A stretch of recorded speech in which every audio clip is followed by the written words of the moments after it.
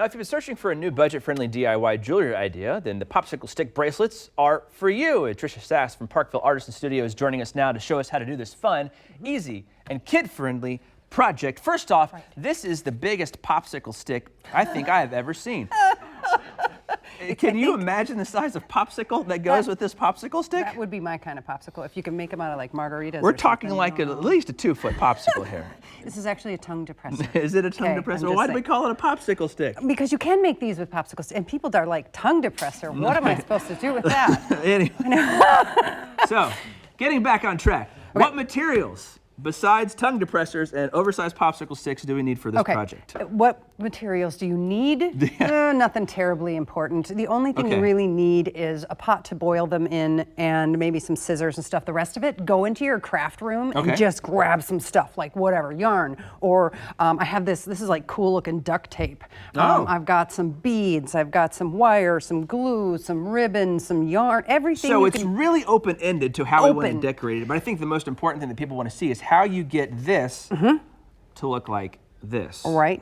So be careful. You know how Pinterest can mislead you sometimes. Yes. Be careful because the instructions on there, they're not right. Okay. They're too soft. Well, that's why we brought you on the show. That's right. I'm going to correct it. How do we do this? I'm going to correct it. So you're going to take your popsicle sticks and you're going to put them in a pot of water. That's it? And you're going to boil them. Can I go put this in the pot of water You can put those in there if you'd like to, absolutely. Boom, just like that. You're going to boil them for about 10 minutes, 15 minutes. And then you're just going to let them sit in the hot water for a couple of hours, first till the water cools. Second, it also softens them up a little bit more. Oh, okay. So these ones have been softened up already. If you're, soften those up. So we'll come back over here? Come back on over here. And you're going to start right at the edge here and slowly keep bending it into place. You want to give it a shot? Yeah, I do. All right, start with this edge. How pliable does that make it? Because I don't want to snap it. Yep, that's where you want to be careful. Sometimes you do snap it, so if you want to make a specific number of them, you want to give them to your girlfriends for Christmas or something, make more than you need because you may break them. Just FYI, Missy, if you're watching, I do not have any girlfriends. You are my only wife.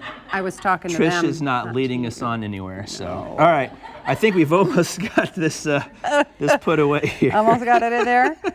And then the edges sometimes stick up a little bit. See how that edge is sticking up a little bit there? That wouldn't make the best bracelet. No, it wouldn't. There. So we're going to kind of press that back into place, and those edges want to come up. So I just happen to have some clothespins around. So how long, once we get it into that form, does it take to harden up till it? I'd leave it overnight. You want them to be dry. Okay. And how long they take? I mean, I put them out in the sun on my porch. They dried a little bit faster. But overnight at least, maybe part of the next day. But if you take them out before they dry, they'll just kind of bend back out too much. And then it looks like you put a little hole here in these. I did use my little handy dandy drill. Some fish string or whatever. Yeah, look, some of these I put like some ribbon on the back to hold them together. And that can change the size of it too. If you have a smaller wrist, you can tighten that up. You have a bigger wrist, you can loosen it up. And I really just kind of went a little silly. You can get as simple as get out some markers, some Sharpies, and draw some cool design. Let the kids play with it, put stickers on them, put little beads on them, whatever. One of the fun ones that I did was easy peasy paper. Of any kind, paint it with some Mod Podge, lay it on there like this. Once it dries, then you're going to cut those edges off so it's nice and smooth on the edge. Okay. And some of them I even, like this one, I painted the inside with some gold paint. Very nice. To make it a little bit interesting. Have some fun with these. There's nothing too serious that you have to do with these. All right. Enjoy yourselves.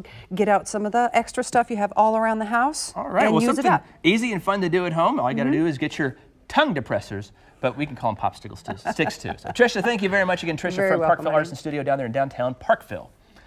Well, learning to let go.